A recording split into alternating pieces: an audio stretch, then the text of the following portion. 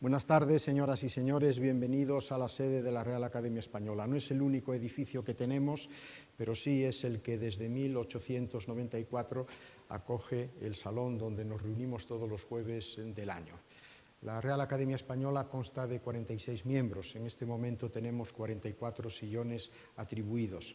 Y la composición de estos académicos, en cuanto a su procedencia, es diversa. Predominan, por supuesto, los escritores de creación, lo cual es un reconocimiento a que en ellos está la pervivencia máxima de la creatividad de la lengua, pero también hay un grupo importante de especialistas en distintas actividades y un grupo de filólogos que constituye, digamos, la minoría mayoritaria dentro del Parlamento. Yo decía yo, no, dentro del Parlamento no, dentro de la propia Academia. Entre estos filólogos, la gran mayoría se dedica a los estudios de la lengua, lo cual es también perfectamente justificable, y otra minoría nos dedicamos a la literatura, al estudio de la literatura. Y precisamente hoy tenemos aquí a dos distinguidísimos representantes de esta minoría filológica que nos van a ilustrar con sendas conferencias sobre Miguel de Cervantes Saavedra. La Real Academia Española en este edificio trabajamos nosotros, trabajamos los filólogos, los informáticos, la gente que nos apoya, y por eso no es un edificio de acceso libre, pero estamos muy interesados en abrir las puertas para que quien tenga interés, como ustedes, puedan conocer cómo es la sede de nuestra casa. A lo largo del año pasado hubo unas 4.000 personas que pudieron visitar en sesiones organizadas nuestro edificio, pero dentro de esa política de puertas abiertas, precisamente la noche de los libros es el día fundamental, el día en que desde hace ya varios años en diversas tandas acogemos al mayor número posible de personas con el intento de mostrarles exactamente cómo somos, qué es lo que hacemos y cómo es esta casa que tanto los españoles como los hispanoamericanos consideran la casa de la lengua. No quiero extenderme en los méritos de mis dos compañeros que hoy nos van a ilustrar sobre Miguel de Cervantes Saavedra y sobre el Quijote. Hay algunas coincidencias entre ellos. Los dos son filólogos. Aurora Egido es una distinguida estudiosa de la literatura española, fundamentalmente del Siglo de Oro. Sus estudios sobre Baltasar Gracián, sobre el propio Cervantes, sobre Calderón, sobre la mística, son reconocidos universalmente, y en cuanto a José Antonio Pascual, es un gran especialista en la lexicografía y en la historia de la lengua española. Los dos comparten el Premio Nacional de Investigación Humanística Ramón Menéndez Pidal, que es la máxima distinción que se concede a un investigador, a una investigadora de nuestra rama de trabajo, de nuestra rama de estudio. Y comparten también distinciones múltiples. Por ejemplo, Aurora Egido es miembro correspondiente de la British Academy y en cuanto a José Antonio Pascual es miembro correspondiente de la Academia de la Crusca o del Institut d'Estudis Catalans o del Instituto Caro y Cuervo. Aurora ha sido vicerrectora de la Universidad Internacional Menéndez Pelayo y José Antonio Pascual ha sido director del Instituto Cervantes en París. Aurora destaca entre sus trabajos la dedicación a Baltasar Gracián y ostenta la cátedra Baltasar Gracián de la institución Fernando el Católico, y también en cuanto a mi compañero José Antonio Pascual ha incurrido en el terreno de la divulgación lingüística tratando en un libro enormemente entretenido de la azarosa vida de las palabras. Los dos son grandes investigadores, los dos son dos académicos distinguidísimos. José Antonio Pascual ha sido vicedirector de esta casa, y en cuanto a Aurora Egido, que se ha incorporado más tarde, en el año 2014, a nuestra corporación, con ella hemos contado ya para múltiples trabajos, entre ellos, por ejemplo, en las sesiones de los cómicos de la lengua que dirigió nuestro compañero José Luis Gómez, fue ella la que presentó La vida sueño de Calderón de la Barca. Yo les agradezco su deferencia de venir hoy aquí para acompañar la visita de todos ustedes a la Real Academia Española en el día en que exactamente falleció hace 400 años don Miguel de Cervantes Saavedra. Gracias. ¿Qué tal? ¿Cómo estás?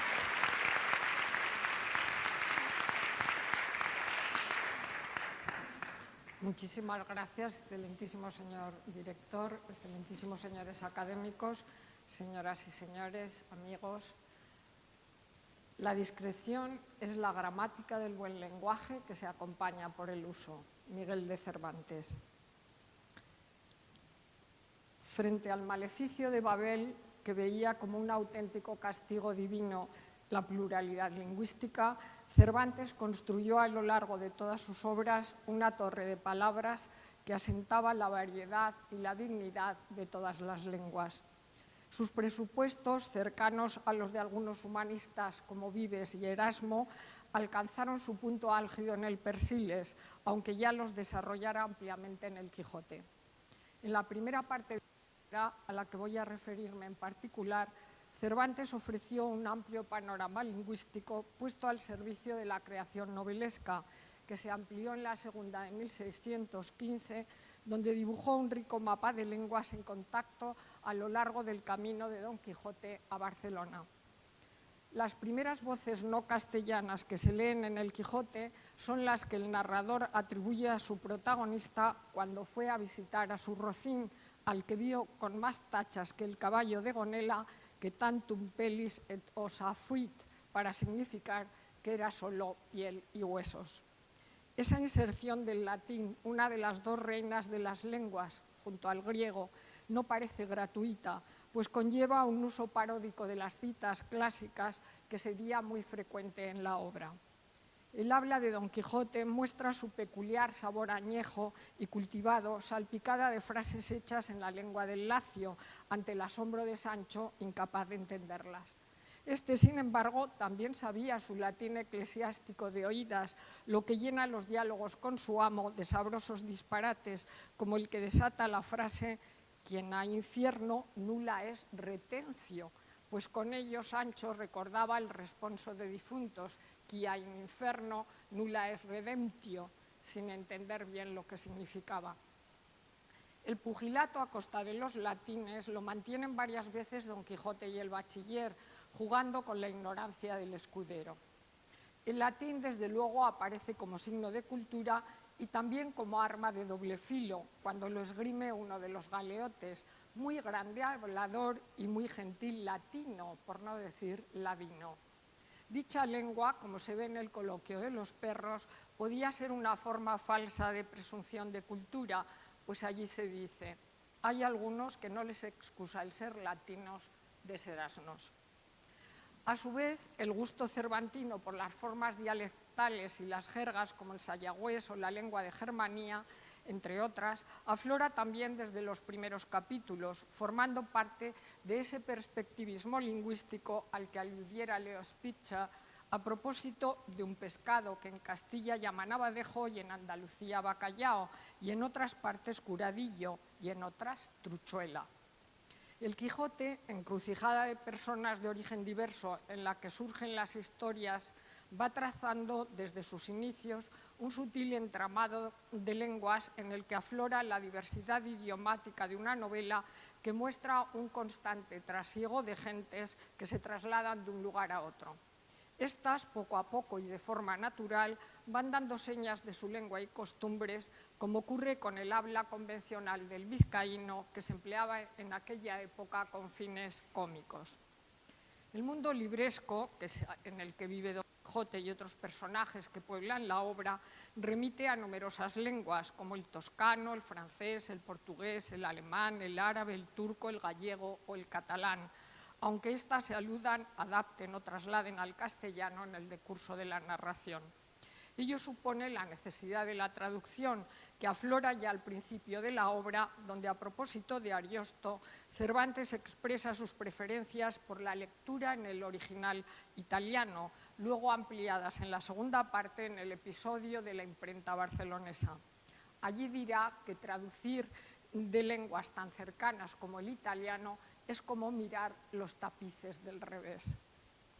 El conocimiento del toscano es para Cervantes signo de cultura, parente, sin embargo, en las carencias del barbero acusadas por el cura, ya que aquel posee una edición original del Orlando Furioso que, sin embargo, es incapaz de entender. Respecto al francés, las alusiones suelen ser indirectas y abarcan desde las referencias a las cosas de Francia, por alusión al ciclo carolingio y la mención a Monsieur de Lautrec, hasta la ocultación silenciosa ante los corsarios franceses en la historia del cautivo. La conciencia de la diversidad idiomática atañe también a los anales e historias de Inglaterra, que comúnmente en nuestro romance castellano llamamos el rey Artús, probando con ello los conocimientos del hidalgo sobre la materia de Bretaña. De este modo, el Quijote va tejiendo un tapiz idiomático en el que la verosimilitud no solo se deriva de los conocimientos del autor y de los protagonistas de la obra, sino implícitamente de los que tienen los lectores más o menos cultos, para quienes el latín y el italiano les resultaba más cercano y familiar que el francés o el inglés. Junto al árabe, el italiano es desde luego la lengua romance que se lleva la palma en la primera parte del Quijote, coronada al final con un verso del Orlando: forse altro canterá con miglior plectro, quizá otro cantará con mejor plectro. Cada historia apela a un lugar y a una lengua, aunque se dé cuenta de todo ello en castellano, como es lógico, según muestra la novela del curioso impertinente, situada en Florencia, ciudad rica y famosa de Italia. La toponimia ayuda a situarse en el amplio mapa recorrido por los personajes que se cruzan con Don Quijote y Sancho, llegados de los lugares más remotos o en camino hacia ellos, como veremos ocurre en la historia del cautivo, en la que se imbrican lugares en torno al Mediterráneo. A su vez, Don Quijote y el canónigo pertenecen a lo que hoy podríamos llamar la internacional toponímica y antroponímica de la literatura caballeresca, romanceril e histórica, en justa comunión con unos lectores que al leer la obra pueden pasearse por un ancho mapa imaginario más allá de los campos de Montiel.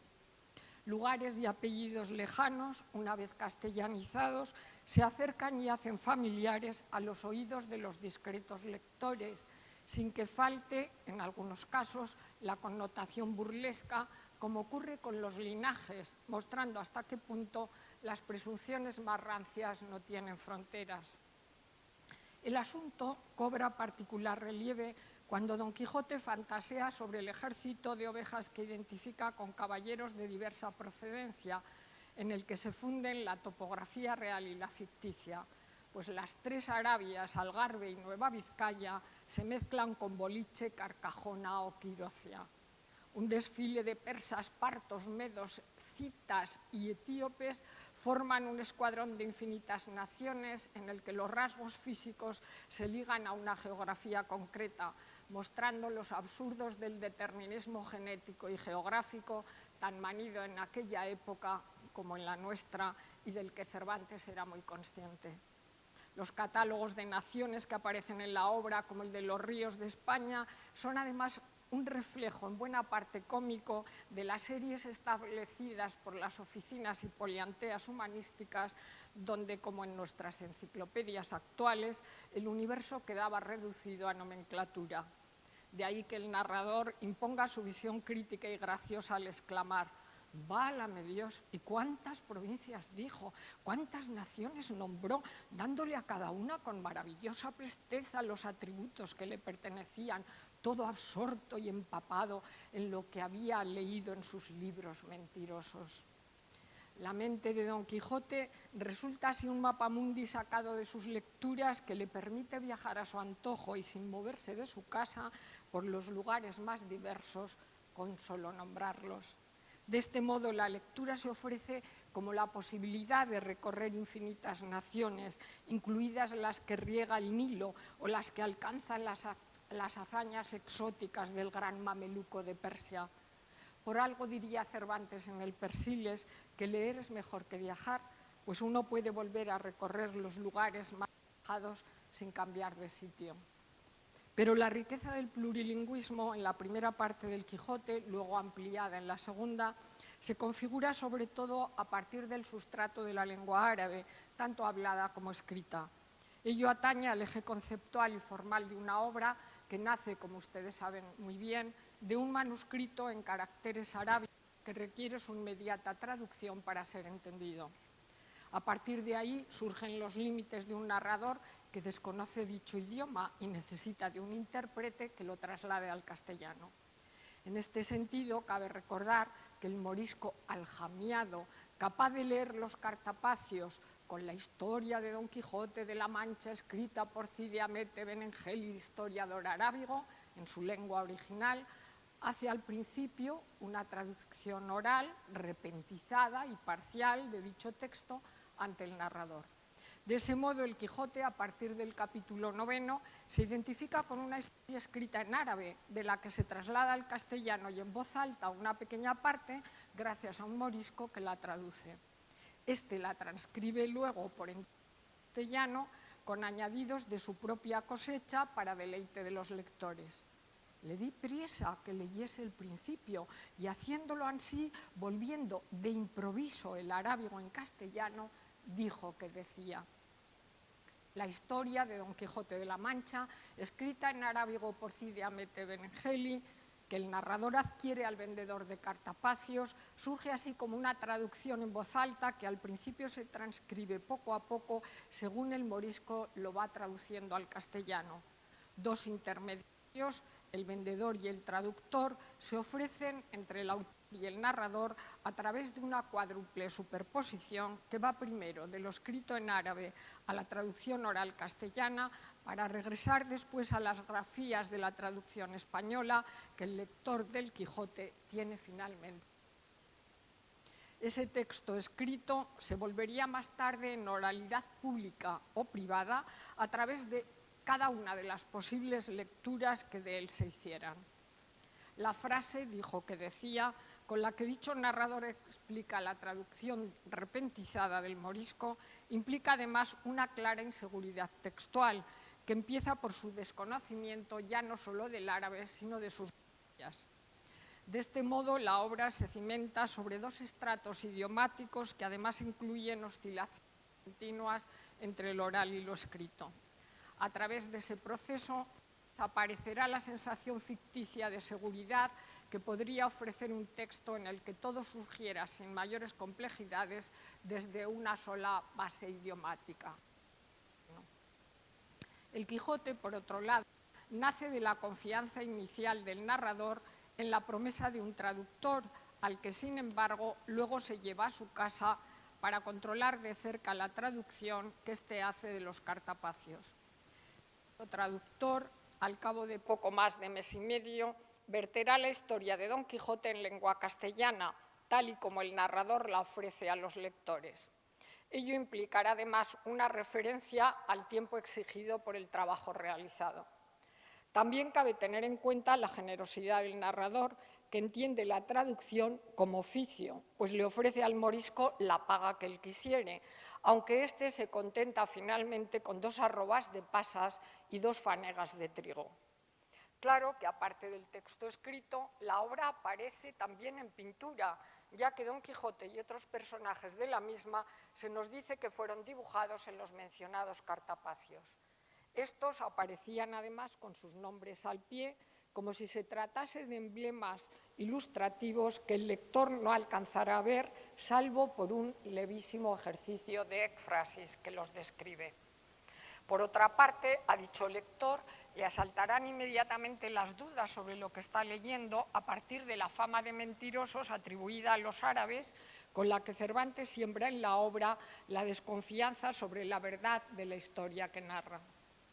En ese sentido, no estaría de más recordar la opinión de Mayans en el siglo XVIII, para quien Cervantes hace tributo con Cide Hamete a la tradición de los árabes como aficionados a novelar, haciendo así su invención más verosímil.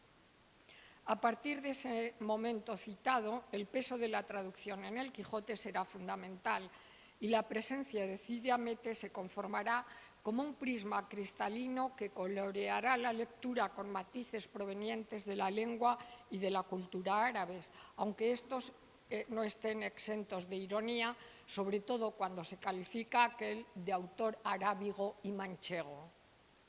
Pero ese ámbito morisco, que se refleja a distintos niveles, cristaliza con particulares destellos en la historia de Zoraida, donde Cervantes plantea un complejo entramado de culturas, lenguas y religiones.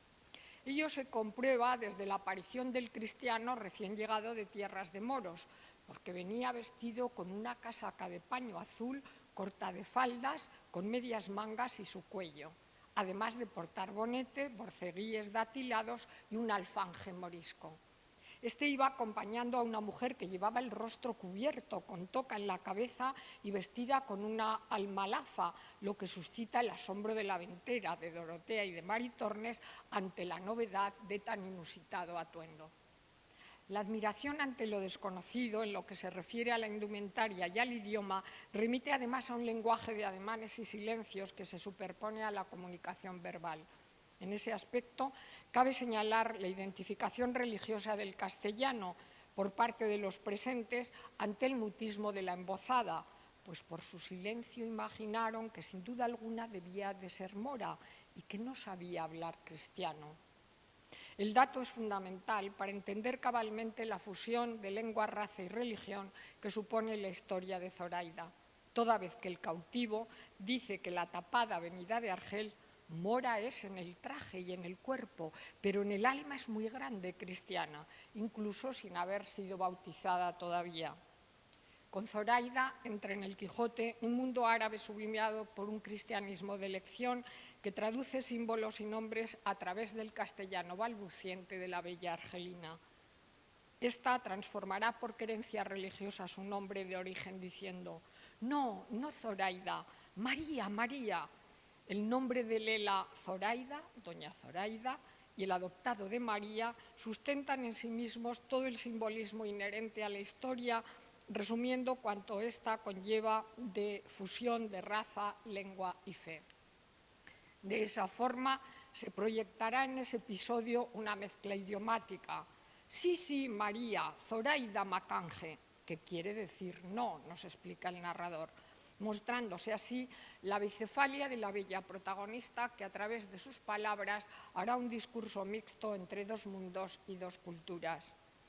La historia del cautivo no se limita, sin embargo, a reflejar el ambiente turco, árabe o morisco, sino todo un mapa bullente que resume sus viajes durante 20 años por Génova, Milán, Alejandría, Flandes, Venecia, Chipre, Argel o Nápoles, y en el que se proyectan las guerras europeas, incluida la batalla de Lepanto vivida por el propio Cervantes.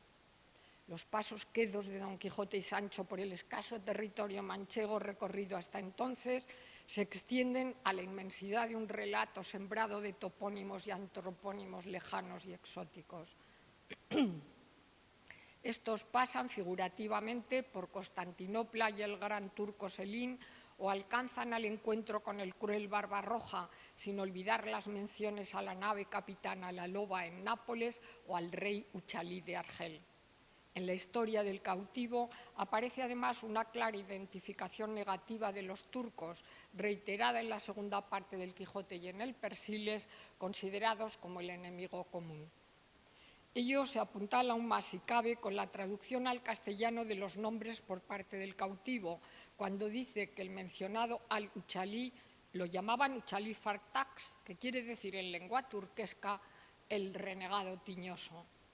El narrador confirmaba con ello sus conocimientos de la lengua y costumbre de los turcos, así como la supuesta afición de los mismos a la sodomía, asunto que también aparece en las comedias argelinas de Cervantes y en el Persiles. Entre palabras sucintas asoma en el Quijote la sombra de un soldado llamado Saavedra, lo que amplía el juego de espejos que proyectan la imagen del autor de la obra y de sus vivencias, incluidas las idiomáticas en tierra de moros dentro de la novela. Los nombres comunes y propios en turco entrarán en el discurso en castellano del cautivo, que cuenta su encierro con pelos y señales.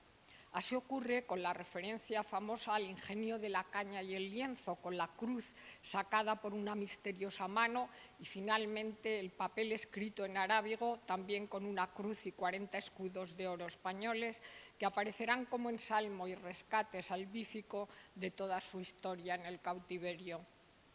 Al igual que en el caso de los mencionados papeles de los cartapacios que conforman el Quijote, este papel escrito en arábigo por Zoraida reproduce como en caja china un nuevo proceso de traducción, pues exige que un renegado lo traduzca por dinero para que el cautivo lo entienda. Detalle curioso en el que el oficio de traductor aparece nuevamente como trabajo remunerado una vez cumplido y hecho con la misma exactitud literal que la propia historia de Don Quijote. Todo lo que aquí va en romance sin faltar letra es lo que contiene este papel morisco y hace de advertir que a donde dice Lela Marien quiere decir Nuestra Señora, la Virgen María. En este caso se nos dice que el traductor sabía muy bien arábigo y no solamente hablarlo sino escribirlo, procediendo en primer lugar a leer el papel al cautivo, no sin antes dedicarle el tiempo necesario para ello, pues dice: abrióle y estuvo un espacio mirándole, construyéndole, murmurando entre dientes. El detalle no deja de ser interesante por lo que conlleva respecto al método con el que la traducción se lleva a cabo, incluso mascullando primero las palabras, ya que el cautivo le pregunta al renegado si lo entendía y al decirle este que muy bien, pidió a continuación tinta y pluma para declararlo palabra por palabra. Así hacía constar, además, la duración temporal de la traducción escrita que se hacía poco a poco. Acabada esta, la leerán los cautivos en voz alta y el lector la tendrá ante sí cumplidamente acabada para siempre. El papel traducido en cuestión refleja además el aprendizaje del cristianismo que una esclava le enseñó a Zoraida cuando era una niña y que iba acompañado por la enseñanza del castellano. No olvidemos que hasta no hace tantos años enseñaba a leer con el catecismo, y también entonces. De ese modo, el mencionado papel escrito en árabe y rubricado con la cruz simbolizaba en sus grafías la mezcla sin fisuras que encarna Zoraida entre dos culturas, aunque luego comprobemos que ello conllevara la renuncia por parte de la joven de su propia religión. La traducción del narrador no es desde luego inocente, sobre todo cuando Lela Marien no puede aludir, como el texto constata, a una virginidad de María negada por los musulmanes y afirmada por los cristianos. El lector recibe así la sublimación de una historia idealizada desde la perspectiva de alguien que ha aprendido la zalá cristianesca, asumida a todos los efectos, incluido el mencionado símbolo de la cruz que acompaña a la carta y la esperanza en la Virgen María, a quien la joven sabe rezar en su propia lengua. Cervantes cumple así con el ideal erasmista de la lengua perfecta, que asumiendo la riqueza de todas las lenguas se identificaba con la asunción por ellas del lenguaje de los cristianos, aunque éste se expresara en idiomas distintos. Así ocurre en este caso con el árabe, y siempre que se acogiesen al símbolo de la cruz sus hablantes, pero concediendo al castellano una evidente superioridad religiosa y moral. En este sentido, vemos que el proceso de la traducción no es arbitrario ni gratuito, pues al conservar en la carta escrita en castellano los nombres de Alá y Lela Marien, estos pierden el significado religioso de la lengua originaria para equivaler a los nombres cristianos de Dios y de la Virgen María. El variopinto mapa peninsular de los moriscos se refleja en tierras de Berbería como un complejo entramado que requiere afinadas precisiones. La historia de Zoraida las detalla hasta el final, sin perder un instante la constatación idiomática en la que se comunican los dos enamorados, aunque a veces se presuponga o se precise que lo hacen en una mezcla de lenguas. El diálogo entre Zoraida y el cautivo es un tejido de traducciones que retratan a lo vivo el vaivén de las lenguas en contacto. Estas, además de mezclarse, requieren la presencia de un traductor, como ocurre con el padre de Zoraida, buen conocedor de la lengua franca o bastarda que Cervantes conocía también. Cervantes no fuerza, sin embargo, la inclusión de palabras árabes, limitándose a salpicar algunas en el castellano o precisando que quien habla lo hace en lengua morisca o en árabe. La voluntad de exactitud de lo traducido no siempre pretende ser literal, pues en el cruce de lenguas basta a veces una sola palabra para dar a entender una frase. Así le ocurre a Zoraida cuando se nos dice que pregunta con voz baja si éramos nizarani, como si dijera o preguntara si éramos cristianos. Cervantes quiso además mostrar en la historia del cautivo que las palabras arrastran consigo un significado mayor que trasvasa el escueto sentido literal de las mismas, pues éstas van impregnadas con el que les confiere la cultura, los sentimientos y las circunstancias de los hablantes. Así ocurre cuando se nos explica nada menos el porqué de la pérdida de España, lo que equivale a la razón misma de ser de toda la historia de Zoraida y el cautivo, sintetizada en la frase Cava Rumía, que en nuestra lengua quiere decir la mala mujer cristiana. En este caso no parece, sino que el nombre de la hija del conde don Julián, violada por don Rodrigo, ya llevaba en su entraña los perniciosos actos que llevaron al supuesto desastre. Finalmente, la historia en sí, como luego ocurrirá con la de Ana Félix en la segunda parte del Quijote, es un traslado curioso de la idea platónica de la transformación de los amantes, ¿no? Lo que decía San Juan de la Cruz, amante en el amada transformado, o viceversa en este caso. Me refiero a la adopción por amor de la lengua y la cultura del amado, pues se trata de un caso de aprendizaje de lengua, cultura y creencias por parte de Zoraida y en cierto modo del cautivo, ya que en cuestiones de fe es solo ella la que se transforma, adoptando la cristiana de su amado, que en la obra aparece como la única religión verdadera. Por otro lado, cabe decir que pocas veces una novela ha recreado con mayor sutileza la incomunicación, los sentimientos, los miedos y las dificultades de quien desconoce o no conoce del todo una lengua, como ocurre con los cautivos o con la propia Zoraida cuando habla por señas. El lenguaje de los movimientos y gestos y el de los símbolos, el murmullo y las medias palabras expresan junto al silencio niveles de comunicación que van más allá de las palabras mismas o que las complementan en ocasiones, como es, por ejemplo, sucede con el lenguaje de las lágrimas, tan ricamente explorado por Cervantes en todas sus obras. Aunque en la segunda parte del Quijote y sobre todo en el Persiles, esa obra que escribió, que terminó pocos días antes de morir, incluso aventurando su final, Cervantes fue más lejos en la configuración literaria de la pluralidad lingüística. Pero es verdad que en la primera parte de 1605 ya mostró una clarísima conciencia de la variedad idiomática y sobre todo del papel que implicaba en ella la traducción oral y escrita como vehículo de comunicación entre las gentes, cosa, por otra parte, que también cultivó con afinado detalle en la Galatea y en las novelas ejemplares, particularmente, como es lógico, en la española e inglesa y en su teatro. Todo ello vertido, por lo que al Quijote se refiere, en un castellano que terminó por ser modélico, incluso para los traductores como César Udén y otros que lo utilizaron inmediatamente para la enseñanza de la gramática española a los extranjeros. La variedad idiomática en el Quijote es inseparable de la variedad geográfica, racial, cultural y religiosa, y consecuencia también de la variedad y singularidad de los individuos, afectando incluso, como ya notara Menéndez Pidal, a un lenguaje de varias tonalidades que lo matizan. El plurilingüismo que tiñe toda la obra cervantina brilla en el Quijote desde su primera salida de la imprenta, como ya señaló el Vecchio Canónica. Ello no solo afecta a la historia de Zoraida, a la de Ricote o a la historia de Ana Félix y al episodio de la imprenta de Barcelona en la segunda parte, sino a los cimientos de una obra que ya hemos visto se erige a sí misma como traducción. El Quijote conforma una auténtica polifonía de voces y letras en distintas lenguas que, por lo que al género de la novela se refiere, se manifiesta de modo natural y verosímil e incluso de forma mucho más sutil que en la narrativa de Lope y otros escritores de su tiempo. Cervantes trasladó a sus obras la evidencia del plurilingüismo que él mismo comprobó a lo largo de su peregrinación por distintos lugares, aprovechándolo artísticamente. En sus obras mostró la dialéctica de las lenguas en contacto desde una perspectiva humanística, sobrepasando los aspectos que pudieran atañer al realismo novelesco.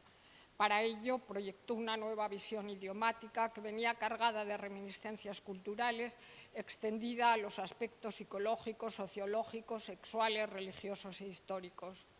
El Quijote, ya lo hemos dicho, es también un homenaje a la traducción y a los traductores, a los que considera deben ser remunerados, pero también no es para él solo un oficio, sino un arte equiparable al de la misma creación literaria. La visión de Cervantes en la primera parte del panorama lingüístico se centró sobre todo en la convivencia con el mundo morisco. Ello se amplió en la segunda con referencias a otras lenguas peninsulares y europeas, en clara concomitancia con lo que luego supondrá el ancho mapa del Persiles, mucho más ambicioso en todos los sentidos, ya que en él se refleja la mayor parte de las lenguas de Europa. El uso de la lengua bastarda lleva en el Quijote a la mezcla de lenguas que supuso la lingua franca, y ello no es una mera constatación de un hecho histórico y experimentado por Cervantes en sus años de viaje y cautiverio, pues este encierra un interés expreso por cada lengua individual en cuanto tal, hasta el punto que siempre se nos dice en qué lengua estaban redactados unos discursos, una carta o hablado un diálogo. Para los humanistas, como para Cervantes, la lengua era la marca mayor de la dignidad del hombre, formando parte de su ser y de sus circunstancias. Ello no se conformaba como algo aislado, sino que era inseparable de su origen y de su relación con el resto de los seres humanos, atendiendo a su nación, raza y religión, vale decir a su cultura. El lenguaje arranca en sus obras desde el silencio, el gesto, la vestimenta, las lágrimas o la urbanidad, hasta el idioma o idiomas con los que uno se comunica con los otros, incluso mezclándolos. De ahí el papel de la susodicha traducción, pues se ofrece como puente de entendimiento y de riqueza, asignando a esta una función artística tan digna y creativa como la de la propia creación literaria. La encrucijada de las lenguas en el Quijote, como la de los caminos, es una fuente de la que emanan relatos e historias que se cruzan y de la que surgen nuevos relieves de creación novelesca. Dichas lenguas son en todos los sentidos como la sangre que alimenta un cuerpo vivo, que al mezclarse con la de otro genera una nueva manera de aprender el mundo y de entenderlo. La lengua española, identificada en nuestros días con la lengua de Cervantes, se ofreció en sus obras como un vehículo de comunicación con las demás lenguas. En ese sentido, Cervantes llevó a la práctica de la novela cuanto su amigo Damasio de Frías, a la zaga de Pietro Bembo, había llevado a cabo en su diálogo de las lenguas, convirtiendo las lenguas en diálogo. La inútil búsqueda de la lengua perfecta y única a la que apelaba el título de un famoso libro del recientemente fallecido Humberto Eco estaba lejos del horizonte cervantino, pues para el autor del Quijote la perfección consistía en el uso de un lenguaje digno y común expresado a través del idioma o idiomas que cada uno hable para poder entenderse. Cervantes, como los humanistas, creyó en la dignidad de todas las lenguas y en la riqueza que suponía la traducción a la hora de comunicarse. No en vano, como dijo años después Baltasar Gracián, las lenguas son las llaves del mundo. Muchas gracias.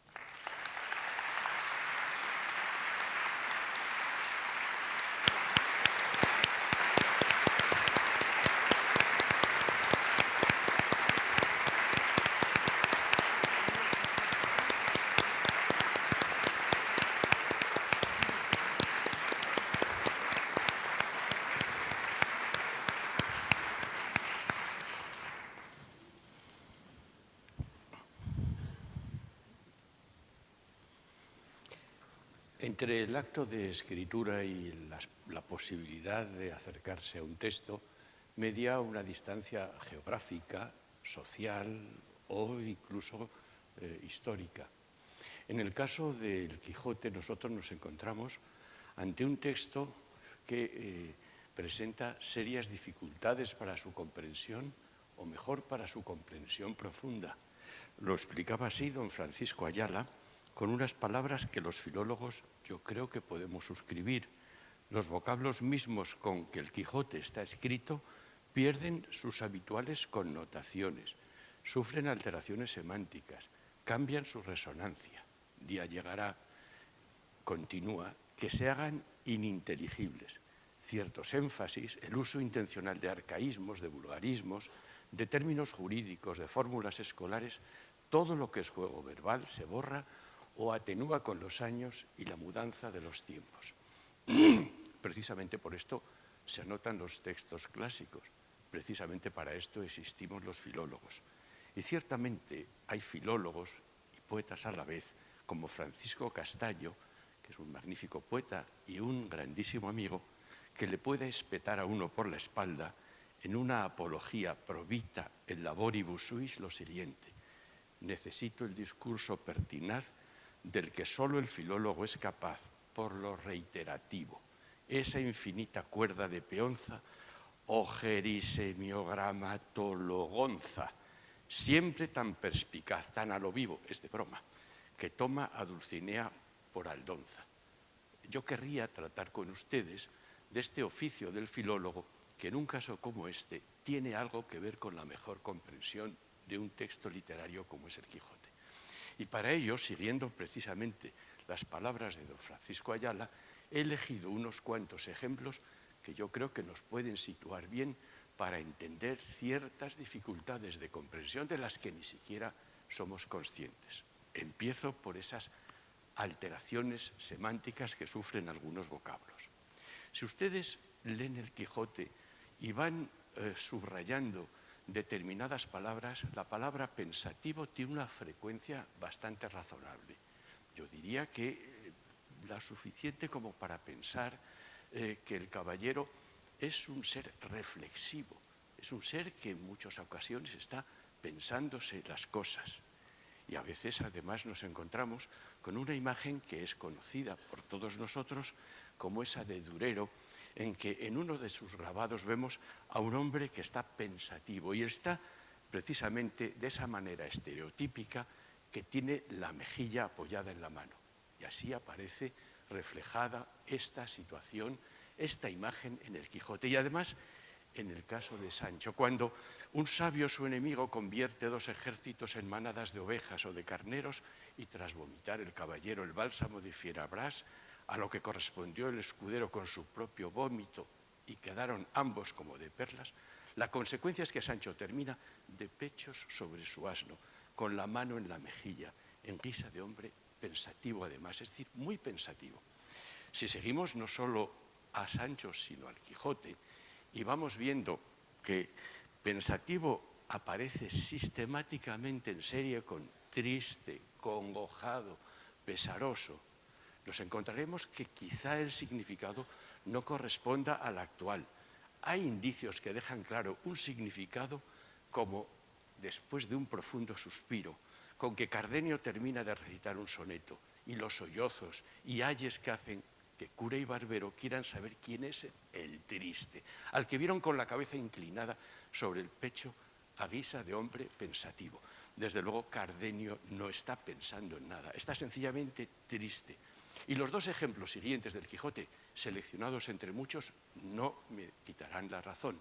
Admiróle ver a don Quijote armado y pensativo, con la más triste y melancólica figura que pudiese formar la misma tristeza. Iba el vencido y asendereado don Quijote pensativo además por una parte y muy alegre por otra. Pensativo por una parte y alegre por otra. Causaba su tristeza el vencimiento, la alegría.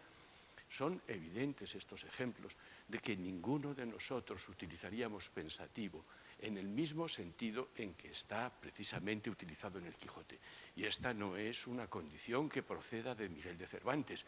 En El Tirante, el Blanco, que es una de las obras que conoce bien Cervantes y que influye precisamente en el Quijote, nos encontramos a que Tirantes tuvo algo pensativo, pensando en las palabras que la princesa le había dicho, mostrándole el poco amor que le tenía. Estaba pensativo, porque la princesa no estaba enamorada de él. Pero es que incluso la palabra pensamiento está condicionada por este juego en que el pensar se convierte en el camino a la tristeza.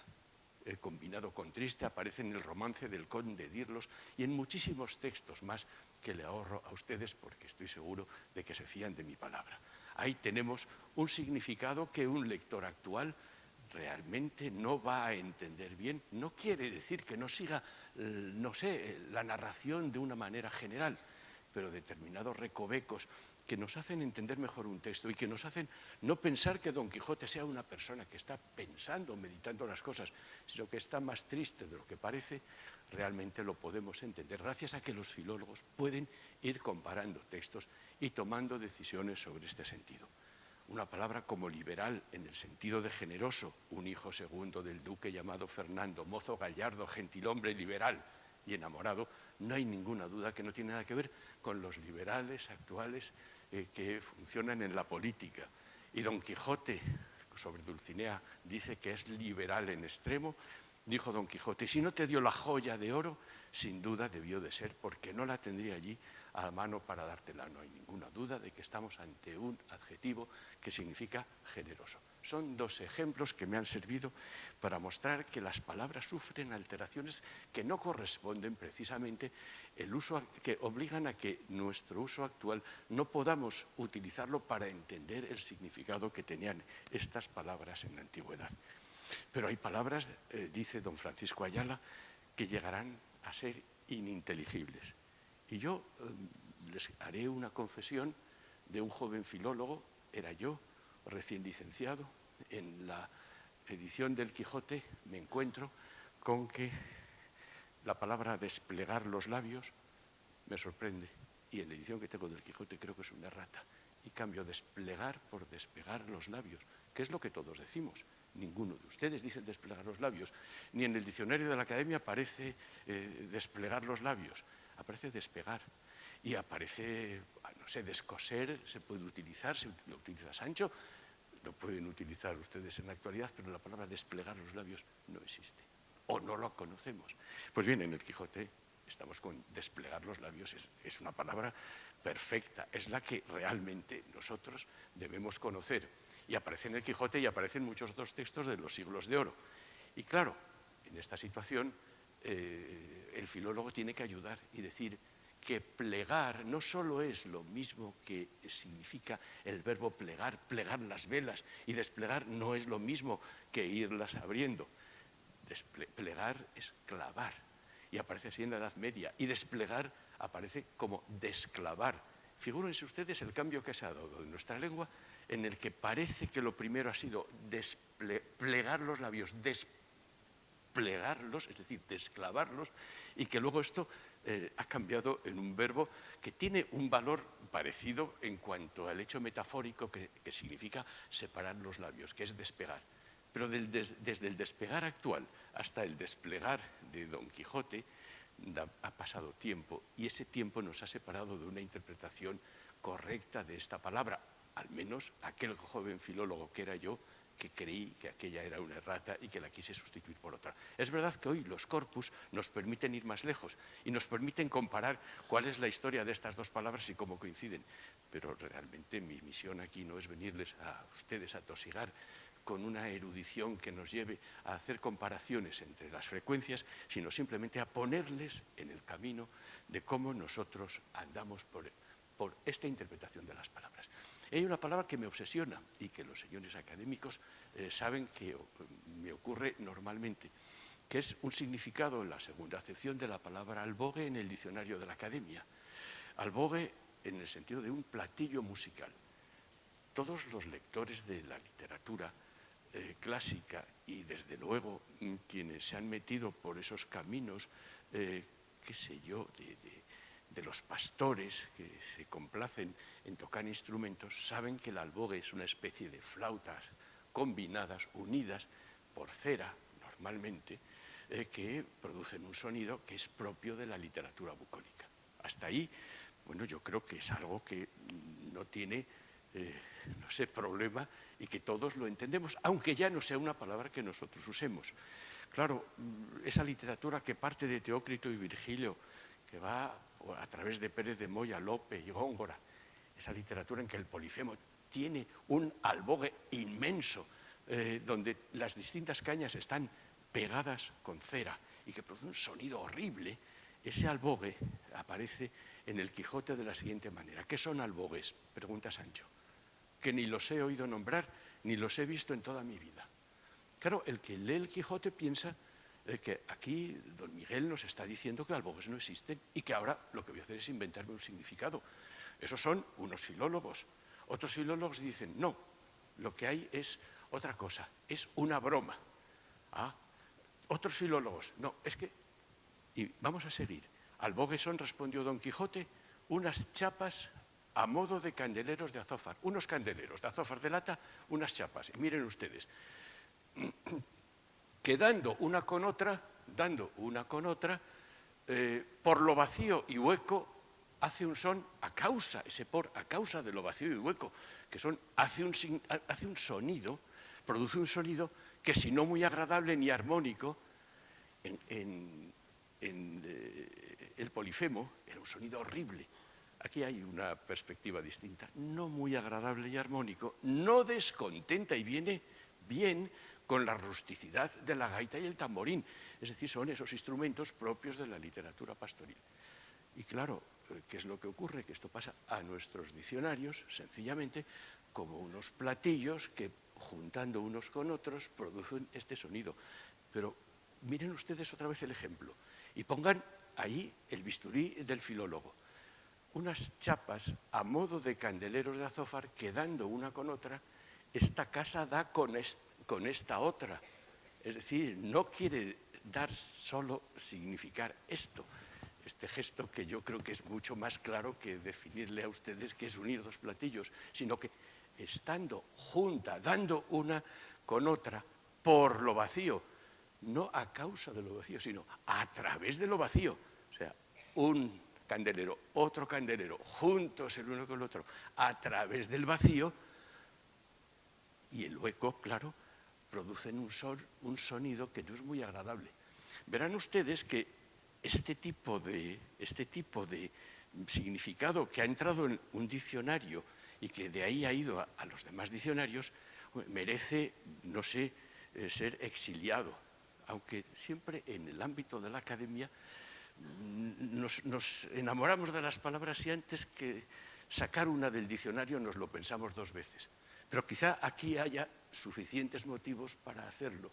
Y claro, para poder tomar esa decisión hay que darse cuenta de que no hemos logrado entender, pero no lo hemos logrado entender desde la época en que se comenzó el diccionario de la academia, el significado precisamente de un albogue que tenemos ahí. Yo creo que estos dos ejemplos nos sirven para aceptar la idea de que vendrán palabras cuyo significado nos sea irreconocible. Esta es una de ellas. Claro, yo les animaría a ustedes a pensar, y las personas de mi edad quizá puedan entenderlo, pero las personas que sean muy jóvenes no lo entenderán. La palabra islilla. La palabra islilla es una palabra preciosa. Es la palabra clavícula. Clavícula es una palabra esdrújula, que claro, se incorpora al español precisamente con la enseñanza obligatoria porque hay que hacer una descripción de las partes del cuerpo y ahí se pone la clavícula. Pero en los pueblos todavía nosotros oímos la islilla. Islilla está en el Quijote. Todavía en Galdós y en la literatura a principios del siglo XX, la palabra parecer significa aparecer. Bueno, pues islilla y parecer están en el Quijote. Y cuando nosotros nos encontramos con ellas, realmente estamos, las personas de mi generación, capacitados. Las personas de mi generación, algunas se han peleado conmigo porque han querido criticar a quienes en el pueblo, siendo mayores, en un pueblo, se refieren a un parecer con el sentido de aparecer, pero es un significado perfectamente documentado, registrado, utilizado por los mejores escritores, pero que nos resulta ya en el momento presente no solo desconocido, sino conocido como vulgar. Bien, un tercer aspecto al que se refería don Francisco Ayala era el hecho de que las palabras pierden sus habituales connotaciones. Yo creo que a ninguno de ustedes les sorprenderá si alguien utiliza la palabra paliza. Le dieron una paliza. Pues es sorprendente que la palabra paliza se registre en la lengua española por primera vez en el Quijote. Una palabra tan normal. No creo que, en cambio, que se refiera a una situación que nos guste a todos, pero que se refiere a una situación conocida y además, pues no sé, una etiqueta que todos empleamos sin que tengamos que hacer ningún esfuerzo. ¿Cómo no aparece antes del Quijote? Pues no lo sé, porque de lo que yo estoy hablando aquí es del oficio del filólogo, no de la seguridad del filólogo. Aquí tengo filólogos, amigos míos, académicos, que pueden corregirme en algunas afirmaciones que yo estoy dando. Y no sería imposible que si les diera la palabra no levantaran la mano y lo hicieran.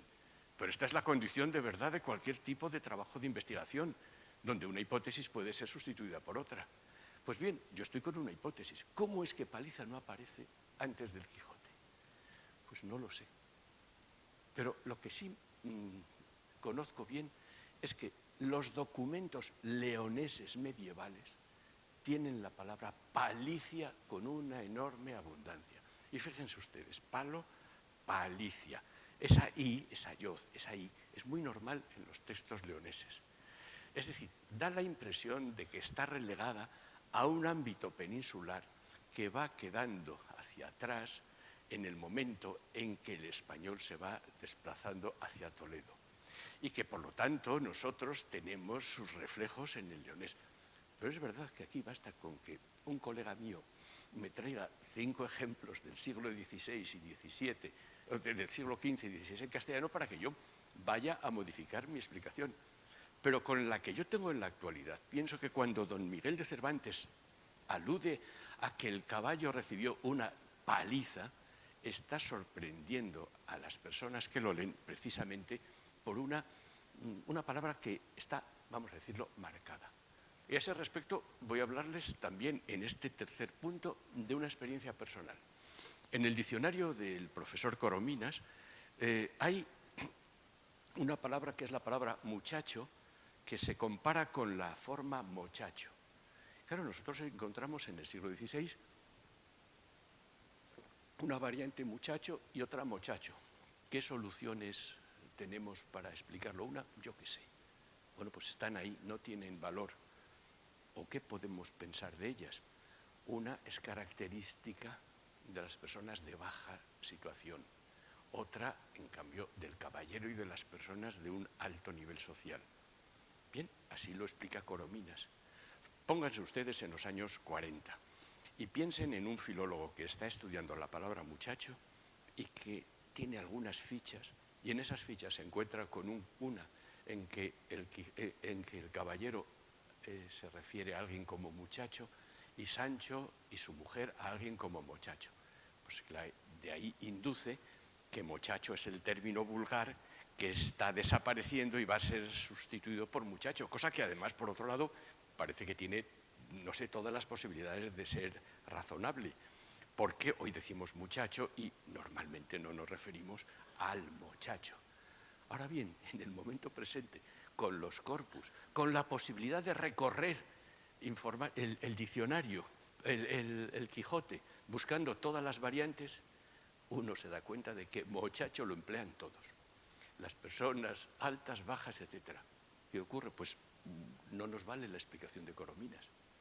Estamos en un momento en que hay cambios y que mochacho va a ser desplazado definitivamente. Pero esa seguridad que tenía Corominas para precisamente cambiar, establecer dos valores connotativos diferentes o no connotativos de origen social en el uso de una forma o de otra, realmente ahora no se nos revela como hechos normales. En otros casos sí. Miren ustedes, el verbo socorrer es un verbo que pues tiene una aparición importante en el siglo XV y va dejando atrás a correr. Socorrer y a correr son, yo creo que podríamos caracterizarlos como dos sinónimos, prácticamente son dos variantes, pero bien, son dos sinónimos, uno de los cuales va aumentando su uso, socorrer, y otro va desapareciendo, de manera que ninguno de nosotros ahora acorremos a nadie. Pues bien, en el Quijote, que se dice socorrer sistemáticamente, menos cuando el caballero se pone a hablar en caballero, y va a acorrer a las viudas, y va a acorrer a la gente. Es decir, se dan cuenta de que no es nada fundamental. Uno puede leer el Quijote y entenderlo en su sentido general, pero cuando cae en la cuenta de que Don Quijote está cambiando de estilo, Naturalmente, uno de los elementos que sirven para esto no son solo esas Fs herrumbrosas de fermosura, son también palabras concretas como a correr, que sustituyen a un socorrer que por entonces es normal. Y esto ocurre incluso en hechos como la sintaxis. A ustedes les han enseñado que no deben anteponer el pronombre personal yo a los demás. Yo no puedo decir que yo y mi compañera hemos dado 2 conferencias aquí, sino diría que mi compañera y yo es algo que no está bien. No debemos, yo no debería hablar así y no lo hago. Larra, por ejemplo, en un momento determinado, en la Nochebuena, es para mí su mejor artículo, su último artículo, dice, yo y mi criado, delirio filosófico, y pone una nota, por esta vez sacrifico la urbanidad a la verdad. Francamente, creo que valgo yo más que mi criado. Y si así no fuese, le serviría yo a él. En esto soy al revés del divino orador que dice, cuadra y yo. Pues bien, vayan ustedes al Quijote. Mal haya yo y toda mi parentela. Yo y toda mi parentela, Sancho. Yo y mi señor le daremos tanto ripio, Sancho. Aquí habremos de perecer de hambre, yo y mi jumento, Sancho. ¿Qué hacemos? ¿Como socorrer o como en el caso de muchacho y muchacho? Sancho está poniendo los pronombres de una manera. Hoy en portugués y en gallego el uso es distinto al del castellano. Pues no. Hoy nos encontramos en el Quijote con que todo el mundo antepone el pronombre. Esto en inglés ocurre exactamente igual, no pasa nada. Es una convención española, pero desde esa convención estamos enfocando una obra en la que no debemos dar valor al hecho de que el pronombre yo anteceda a los demás. Por eso tenemos que una ventera, un cabrero, un sastre, quien escribe la carta de Teresa Panza a la duquesa, el cautivo, el cura, el duque y desde luego el caballero, todos anteponen el pronombre yo. Son, si ustedes quieren, no esos juegos con los que nos deleitamos los filólogos de darle vueltas hacia Aldonza, sino que intentamos, no sé, facilitar la lectura, la comprensión de un texto. Cuando lo logramos, pues nos quedamos muy satisfechos y si no lo logramos, pues bueno, ¿qué le vamos a hacer? Y a veces tenemos que penetrar en un tejido muy complicado. Todos nosotros a veces utilizamos una serie de secuencias que están precisamente en el aire, que hemos encontrado en buenos poetas. Yo suelo utilizar en muchas ocasiones que haré algo sin esperanza, con convencimiento, y eso lo meto entre la prosa en que yo me expreso. Y naturalmente es una deuda con un poeta, y me gusta precisamente entreverar en mi lengua, incluso la coloquial, una serie de construcciones que proceden de personas a las que admiro. Pues bien, miren ustedes, hay una palabra en el Quijote que nos ha dado la verdad, la lata, la soberana lata a todos. Es la forma duecho. Duecho es una variante de ducho.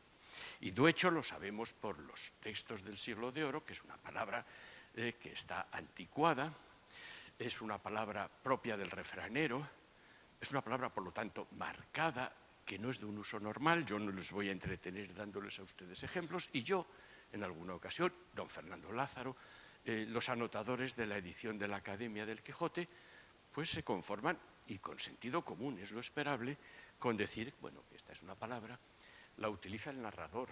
Este narrador la emplea precisamente para poder poner una especie de aire anticuado a su manera de hablar. Bueno, sí, es una explicación, y que es una explicación que desde luego es mejor que pensar que es que duecho era normal y por lo tanto se emplea ahí.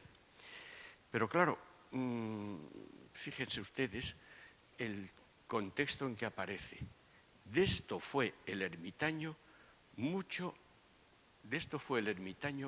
maravillado. Díjole así, caballero, ¿qué será de vos de aquí adelante? ¿Cómo podré desandar de pie? Duecho fuestes a andar de caballo. Este es el caballero Cifar.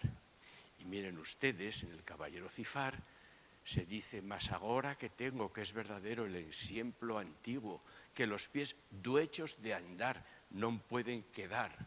Si nosotros vamos al Quijote, lo que nos encontramos precisamente en el Quijote es ese duecho unido a andar. Y el Caballero Cifar es una de las obras que lee Cervantes, que influyen en el Quijote y que se entrevera precisamente en su prosa, no porque esté buscando simplemente dar cuenta de una palabra antigua, sino porque está haciendo un guiño a una obra que en su momento está prestigiada. Bien, la verdad es que, vistas las cosas así, son naturalmente no una enorme cantidad de voces las que nosotros desconocemos, no han pasado todavía los siglos suficientes para que esto ocurra, pero bueno, ya hay unas cuantas palabras que yo creo que nos animan a pensar que el filólogo puede ayudar un poco a quienes se acercan a una obra como esta y quieren entenderla. Esto puede ocurrir incluso en el caso de los topónimos. Miren ustedes, hay una palabra que para un castellano es absolutamente desconocida, que es la palabra estaño en el sentido de lago. Pero estaño, como lago, es un catalanismo que tenemos muy bien documentado en el siglo XV y fundamentalmente en textos aragoneses. Estaño está ahí, y estaño lo tenemos en el Quijote. Y ese estaño que tenemos en el Quijote, fíjense ustedes, es una palabra que se refiere a una laguna que está en el puerto de Túnez. Y claro, ¿cómo está ahí ese catalanismo? ¿Cuál es su misión? Es que Cervantes es capaz de irse hasta el siglo XV para poderlo utilizar en su obra. Como qué ocurre con esos leños, que son esas naves que sirven para el oficio de una galera, que las tenemos bien documentadas en la poesía, como palabras que llegan a ser incluso culteranas, pero que aparecen en los textos normales como un catalanismo del mar. ¿Cuál es el motivo por el que Cervantes acude a ellos? Pues miren ustedes, en la correspondencia que don Manuel Fernández Álvarez publicó de Carlos V, precisamente a ese puerto de Túnez, donde está esa laguna, se le llama sistemáticamente el estaño. Y a la persona que se cita en el Quijote, se cita también en otros documentos de la época. Y lo que nosotros tenemos como una palabra, que es una palabra normal, un sinónimo de lago, es en realidad un nombre de lugar, un nombre atribuido a un determinado lugar, que nos está acercando más a la idea de que Cervantes nos está hablando de algo que conoce directamente, que está ahí por ese motivo. Y yo les voy, para terminar, a plantear algo sobre lo que tengo una absoluta inseguridad, pero que realmente me atrevo a ver si logro entender un poco mejor una pequeña palabra que está en el Quijote y que realmente no me convencen las explicaciones que se le han dado. Y ustedes verán que este filólogo que está reclamando, no sé, la consideración de que el filólogo puede servir no para entretenerse haciendo lucubraciones sorprendentes y extrañas, sino para ver si puede hacer entender un poco mejor los textos, tiene una seguridad que es inherente a su oficio. Lo que tenemos los filólogos es oficio, sin más, no va mucho más lejos. Pues bien, sitúense ustedes en un momento en el capítulo 70 de la segunda parte. Hay algo horrible. Es precisamente que Altisidora se enfrenta con Don Quijote y lo maltrata así. Todo Altisidora ha tratado de hacerle creer que estaba enamorada de él y Don Quijote la ha rechazado. Pues bien, ahora ya se venga y dice: todo lo que habéis visto esta noche ha sido fingido, que no soy yo, mujer, que por semejantes camellos había de dejar que me doliese un negro de la uña, cuanto más morirme. O sea, esos camellos, de verdad, no lo entiendo. Claro, los anotadores de la edición de la Academia, con muy buen sentido, recurren a Covarrubias. Y se dice en Covarrubias, camello puede aplicarse a los que han tenido abstinencia y después no se ven hartos ni satisfechos por ventura de lo que en todo tiempo les es vedado. Bueno, vamos a ir por ahí para explicar ese camello. No lo sé, a mí no me convence. Pero voy a proponerles a ustedes un pequeño juego en el que yo he participado hace muchísimos años. Y es, si yo aquí cambiara la palabra camello por camelo, ¿qué les parecería? Todo lo que habéis visto esta noche ha sido fingido, que no soy yo mujer que por semejantes camelos había de dejar que me doliese. Bueno, a mí me pega mucho más camelos. ¿Dónde está el problema? ¿Dónde el filólogo tiene un problema? Que ese camelo no puede aparecer en este momento. Como gitanismo no tiene derecho a aparecer. Entonces, claro, fíjense ustedes que además tiene un problema, que es que camelo tiene una sola L y camello tiene una L. Bueno, estamos ante un problema insoluble, pero vamos a ir despacio. Corominas, cuando estudia las palabras camelo y camelar, piensa, como es razonable, que de camelar se forma camelo. Esto es lo que han pensado muchos filólogos, pero un filólogo alemán realmente importante, Schuchart, desconectaba una palabra de otra. El significado de camelo no es el mismo que el de camelar. Y Schuchart pensaba que camelo había sido una palabra anterior a camelar y que por lo tanto no tenían relación, que eran independientes, pero que claro, nos han cogido a nosotros como, no sé, viéndolas de una misma manera. Piensen ustedes, herencia y heredad no tienen nada que ver, pero las vemos juntas, aunque su origen es distinto. Y claro, pues no sé, son como dos personas que viven mucho tiempo juntas y terminan pareciéndose. Pues bien, yo hago una pequeña encuesta. Pedro Barcia, cuando era director de la Academia Argentina, le hice la pregunta de qué pasaba en la Argentina con camelo y camelar. Y él me decía que en la zona donde él había nacido, al lado del Uruguay, él había empleado de niño camelo, nunca camelar. Fíjense que, claro, nosotros no tenemos aquí unos grandes aparatos, tenemos pequeñas huellas de tipo como de novela policíaca por la que me hacen pensar esas huellas lo siguiente. Si camelo es lo que un argentino muy culto ha empleado y no ha empleado y no conoce camelar, yo voy a desligar una palabra de la otra y voy a darle mayor antigüedad. Vamos a situarnos así en español. Segundo, yo no sé si ustedes aceptarán conmigo, hay algún colega que no lo acepta, pero echar de menos es un lusismo para mí en español. Achar menos es la versión al español de hallar menos, de no encontrar. Pues bien, estamos en un momento en que hay lusismos y no nos debe sorprender que aparezca un lusismo en nuestra lengua.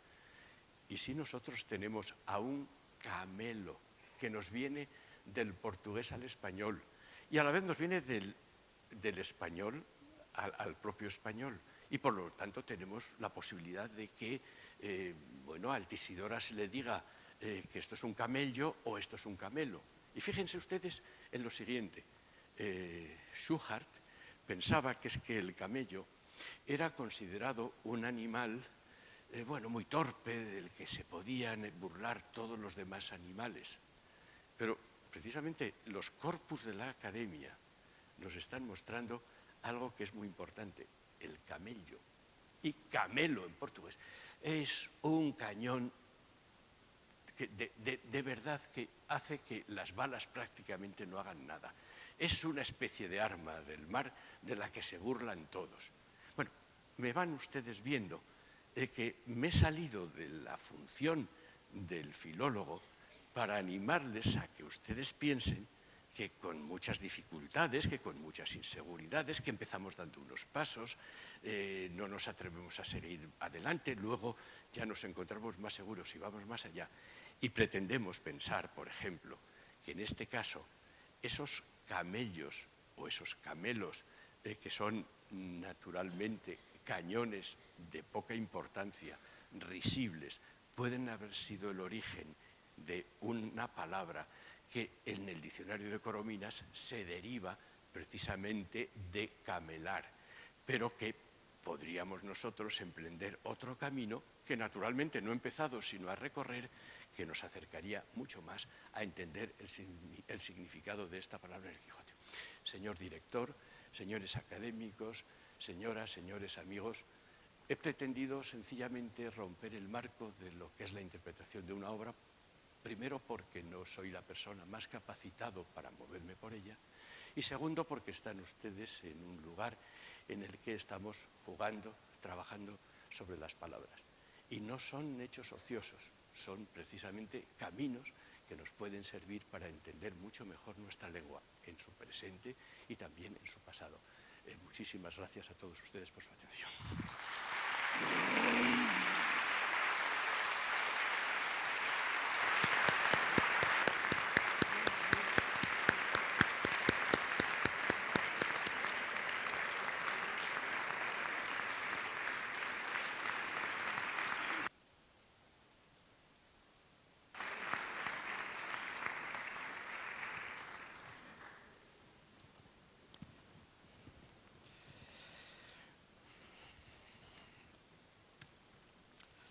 Después de estas dos magníficas presentaciones, vamos a volver a la música.